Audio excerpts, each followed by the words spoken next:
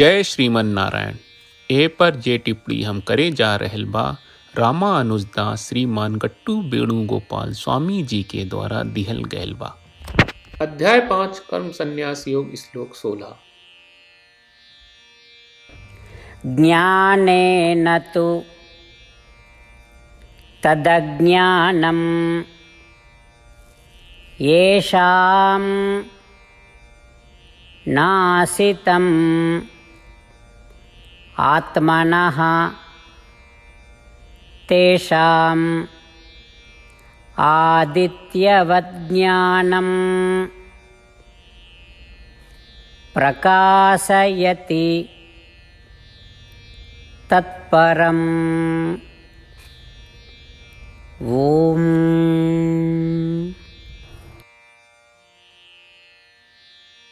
गीताचार्य श्री कृष्ण परमात्मा अर्जुन सहित हम सबके कर्म संन्यास योग सिखा रहल बाड़े।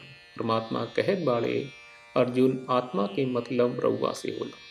स्वाभाविक रूप से रउआ के लगे एगो चमक बा जौन सूरज के बराबर बा। जैसे सूरज बादर से छिपाइल बा वैसे ही रउआ भी ओ काम के सब असर से छिपल रहे जौन रउआ अनजान समय से कर रहल बानी। लेकिन जब हवा के तेज लहर आवेला त सब बादर छट जाला और सूरज आपन प्राकृतिक प्रकाश सा चमके लागी। ई तरह से जब रउरा तोहरे कामन का सब प्रभाव आ वासना दूर हो जाई ता रौरा उजागर हुई जाई और रौरा आपन प्राकृतिक चमक से चमक उठी। कब तुहार कामन का सब प्रभाव व वासना मिट जाई? जब आप प्रबुद्ध लोगन के पास जाई, उनकर सेवा करी और उनकर शिक्षा प्राप्त करी, जेकरे द्वारा आप आपन मूल स्वभाव के बोध कर लेब और लगातार ओकरे पर चिंतन करब और ओकरा अनुसार आपन सब काम करब। सब कर्म वासना आ कर्म के प्रभाव मिट जाए और पाप आपन प्राकृतिक प्रकाश से जगमगा उठी। तब आत्म साक्षात्कार हासिल करे खातिर रौरा औरी उत्साह मिले लागी। ई प्रकार श्री कृष्ण परमात्मा समझा रहल बाड़े कि कैसे हमनी के आपन बारे में स्पष्ट समझ मिलेला और कैसे हमनी के आत्म साक्षात्कार प्राप्त करे खातिर बहुत उत्साह मिलेला। श्री कृष्ण परमात्मा के शिक्षा पर ध्यान करत समय हमनी के प्रबुद्ध शिक्षक लोग के पास जाके उनकर शिक्षा सुनल जाए जे हमनी के आत्मा के बारे में बतावेला और उनकर शिक्षा पर चिंतन अध्ययन करे के मतलब बा कि रोजाना आपन आप के याद कहिल आत्म साक्षात्कार के प्राप्ति खातिर उत्साह बढ़ावे के प्रयास करब। आई परमात्मा के शिक्षा पर ध्यान करत समय हम सब परमात्मा के शब्दन के ई प्रकार दोहराई। ज्ञानेन तु तदज्ञानं येषां नासितमात्मनः तेषामादित्यवत् ज्ञानं प्रकाशयति तत्परम्। श्रीमद् भगवत गीता का पूरा सार श्री कृष्ण परमात्मा ने अध्याय 18वें के श्लोक 65 से 70 में 8 काम करे खातिर दिले बाड़े। श्री कृष्ण कहले, हम ओ लोगन से प्रेम करनी जो लोग इन 8 बातन के मान तारे। हम ओ भक्तन के हर तरह से रक्षा करब। श्री कृष्ण परमात्मा के द्वारा बोलल गईल संपूर्ण भगवत गीता सुनला के बाद अर्जुन कहले, करिष्ये वचनम त्वा, जेके मतलब बा कृष्ण मैं वही करब जौन आप कही। यही कारण बा श्री कृष्ण अर्जुन के हर तरह के सफलता आ विजय प्रदान करेले। आई परमात्मा के आपन व्रत देई कि हमनी के ये 8 गौ कर्म के पालन करी जा। ई वचन परमात्मा के देवे से बड़न कौनो पूजा तपस्या यज्ञ नहीं। हम 8 प्रण कहब जौन हमनी के करे के चाहिए। आप सब कृपया इन्हन के आपन दिमाग और दिल में सोची। श्री कृष्ण के आपन वचन देवे के ई तरीका में हमनी सबकी कल्पना करे के चाहिए कि श्री कृष्ण का चेहरा खुशी से चमकत बा और खुशी के एहसास करत बा। जय श्रीमन नारायण। यहाँ हमनी के 8 वादा बा।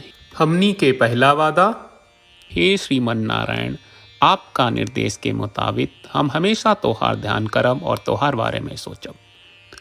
हमनी के दूसर वादा, हे श्रीमन नारायण, आपका सलाह का अनुसार हम हमेशा आपका भक्त रहब। हमनी के तीसर वादा, हे श्रीमन नारायण, हम आपन सब काम तोहरा सेवा के रूप में और तोहरा संतुष्टि खातिर करब। हमनी के चौथा वादा, हे श्रीमन नारायण, जैस की आप माने के कहले रहलू, हमरा बहुत विश्वास बा कि हम आपके होई और हम हमेशा आपन दोनों हाथ जोड़ के आपके नमस्कार करब और आपकी पूजा करब।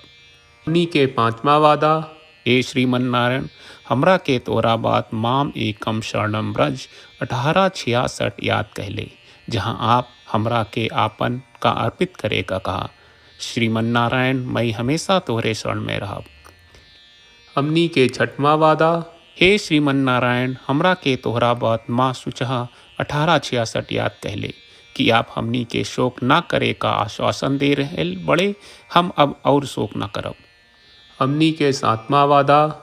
हे श्रीमन नारायण, आपने हमरा खातिर श्रीमद् भगवत गीता के वितरण करके हम सब के कृपा कहले और आशीर्वाद दहले बा।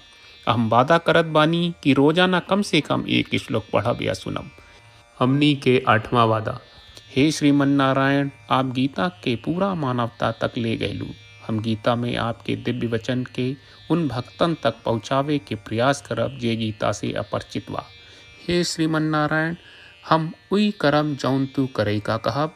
हम ऐसन व्यवहार करब जैसन आप चाहत बानी और हम खाली आपका खातिर काम करब। श्रीमन नारायण के रोज आपन वचन देहल कि हम ओइस करब जैस आप कहत बानी, ही अपने आप में बड़न पूजा बा।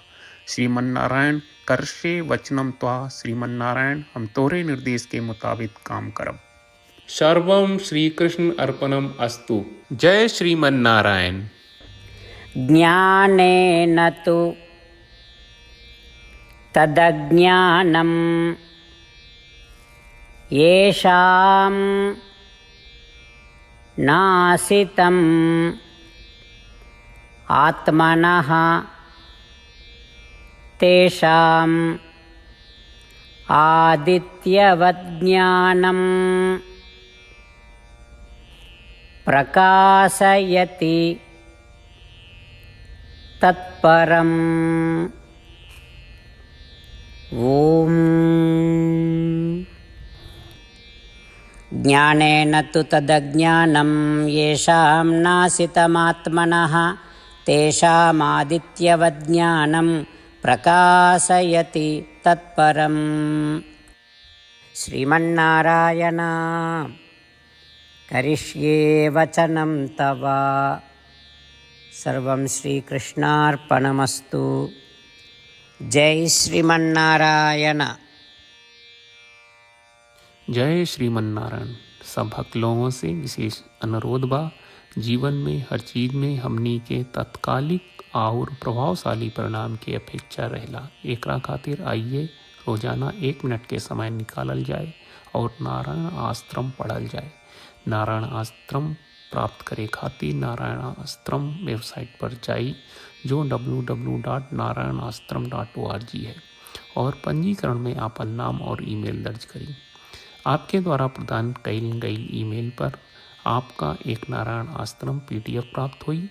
PDF में एक रामायण श्लोक, एक गीता श्लोक और एक विष्णु नामम बा।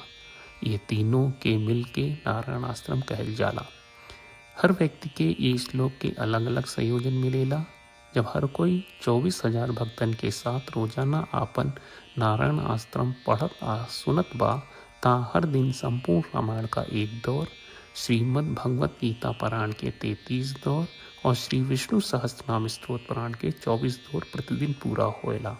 ई एक बहुत ही उल्लेखनीय और विलक्षण परिणाम बा, जौन हर एक दिन ऐस करे से निकलेला।